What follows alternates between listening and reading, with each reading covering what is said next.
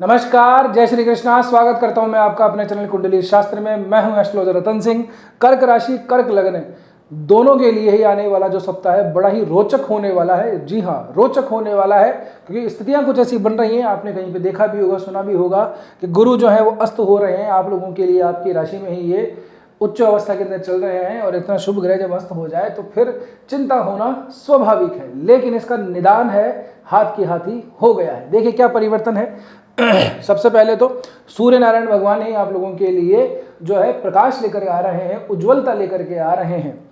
यहाँ से आप लोगों के लिए 12वें भाव के अंदर धनेश बनते हैं। ये 16 जुलाई के दिन कर्क राशि में प्रवेश करेंगे। जी हाँ, और यहीं से इससे जस्ट एक दिन पहले ही ये गुरु को अस्त कर देंगे। अस्त का मतलब ये आप ऐसे समझिए सामान्य भाषा में कि जब भी कोई ग्रह सूर्य के आसपास आता है 15 डिग्री के आसपास, तो वो अस्त हो जाता है। टेक्निकली इसको हम कहेंगे कि पश्चिम दिशा में गुरु का लोप हो गया है। तो अब यहाँ पे साहब गुरु उच्च के चल रहे थे, तो इसका प्रभाव ये है कि हाँ, गुरु का जो प्रभाव है वो थोड़ा कम हो जाएगा, लेकिन टेकिंग चार्ज सूर्य ले लेंगे। सूर्य आप लोगों की राशि के लग्नेश के मित्र बनते हैं, तो यहाँ पे आप लोगों के लिए शुभ फल ही देंगे।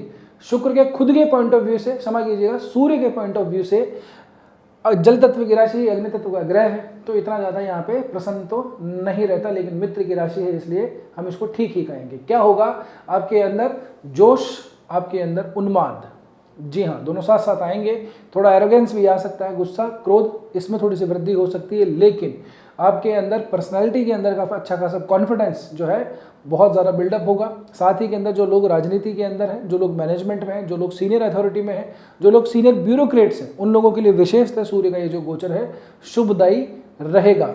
ये जो द्वितीय भाव है, ये जो समाज है, कुटुंब है, परिवार है, यहाँ पे भी आप लोगों की पैठ, आपकी लीडरशिप, आपके नेतृत्व, आपके डिसीजन जो हैं वो अच्छे खासे तरीके से फॉलो होंगे, क्योंकि यहीं पे कुछ शुक्र में भी परिवर्तन हो रहा है। एक और बात मैं आप लोगों को समझा दूं, 13 जुलाई से यानी कि सोमवार के दिन से ही सूर्य जो है वो वर्गोत्तमी हो जाएंगे। ये पुनर्वसु नक्षत्र के तीसरे चरण में रहेंगे और यहाँ पे वर्गोत्तमी मिथुन राशि के अंदर होंगे। तो यात्राओं से संबंधित अपना बस्ता जो है वो रेडी रखिएगा। इन 2-3 दिनों के अंदर आप लोगों की यात्राएं बन सकती हैं। यहाँ पे स्वराशि के बुध वक्री हैं, वर्गोत्तमी सूर्य होंगे, तो एक सावधानी और रखनी है, अग्नि से संबंधित थोड़ी बहुत जो है समस्या हो सकती है, तो थोड़ा सावधान रहिएगा। अग्नि को जलाते हुए, प्रज्वलित करते हुए थोड़ा सावधान रखिएगा। कुछ छोटी मोटी जो है जलन या थोड़ा सा जो है होता ना कि कहीं तेल का छींटा लग गया, कुछ ऐसा भी हो गया किचन में काम करते वक्त, तो इस तरह की प्रॉब्लम हमको दिखाई देती है। यहाँ पे थोड़ा ध्यान रखिएगा, तो वहाँ से कुछ एलर्जी वगैरह भी हमको आ सकती है। तो ज्वलनशील पदार्थ का उपभोग करने से पहले भी थोड़ा सा ध्यान रखिएगा, यानी कि ज़्यादा गर्मी की चीज़ें खाएंगे तो उससे भी थोड़ी सी एलर्जी हो सकती है, इसका ध्यान रखना है। बाकी कोई टेंशन वाली बात नहीं है। 17 जुलाई होगी। यहाँ पे सूर्य के साथ में एक और अच्छा परिवर्तन शुक्र भी करते हैं। शुक्र जो है अपने खुद के नक्षत्र में जाएंगे। पूर्व फाल्गुनी के प्रथम चरण में अभी ये मघा में ही चल रहे हैं, केतु का ही नक्षत्र है, केतु स्वयं मघा में है, तो यहाँ से शुक्र भी वर्गोत्तमी होंगे। जी हाँ, यहाँ पे 17 तारीख के दिन शुक्र वर्गोत्तमी हो जाएंगे। जब कोई ग्रह शुभ भाव के अंदर जाकर के, अच्छे धन जैसे भाव के अंदर वर्गोत्तमी हो जाए, तो आप लोगों के लिए तो मैं ये कहूँगा अच्छा ही है, क्योंकि लाभेश और चतुर्थेश शुक्र ही बनते हैं। तो संपत्ति से संबंधित आप लोगों को अच्छा खासा शुभ परिणाम देने वाले हैं। साथ ही के अंदर जो ग्रोथ है करियर के अंदर, वहाँ पे भी आप लोगों को पॉजिटिव रिजल्ट ही मिलेगा। शुक्र का यहाँ पे वर्गोत्तमी होना आप लोगों के लिए अपने परिवार कुटुंब के अंदर भी शुभ समाचार लेकर के आ रहा है।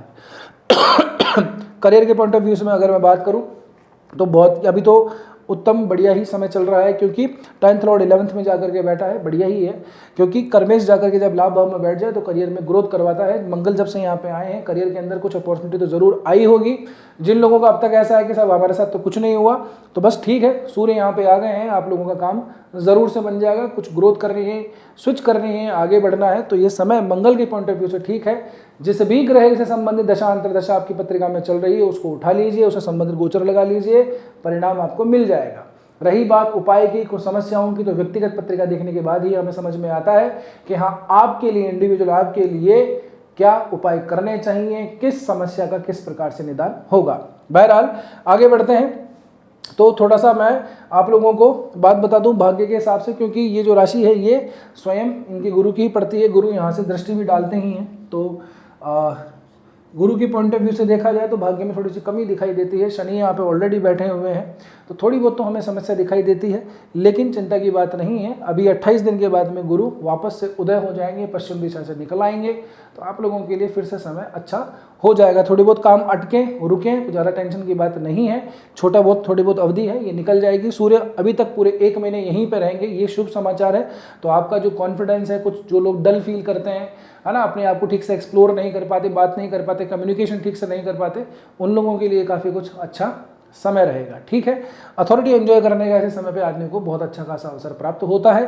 तो आप लोगों के लिए तो मैं कहूँगा कि सूर्य का गोचर बहुत ज़्यादा शुभदायी रहने वाला है। ठीक है, संपत्ति से संबंधित मैंने आपको बता ही दिया कि शुक्र के वर्गोत्तम में होने के बाद में बढ़िया समय है, तो कुछ विचार करें तो ज़रूर से ले लीजिएगा। ऐसे समय के अंदर कुछ इलेक्ट्रॉनिक व्हीकल्स या इलेक्ट्रॉनिक गैजेट्स जो भी हैं लेने भी शुभदायी होते हैं, और ये आपको दिखा भी रहा है, मंगल के पॉइंट ऑफ व्यू से भी दिखाता है और शुक्र के पॉइंट ऑफ व्यू से भी दिखाता है। इलेक्ट्रॉनिक व्हीकल्स चल रहे हैं आजकल, तो ऐसा कुछ विचार हो तो ज़रूर से इस समय पे अपने पाइपलाइन के प्रोजेक्ट को आगे बढ़ाइए, काम हो जाएगा।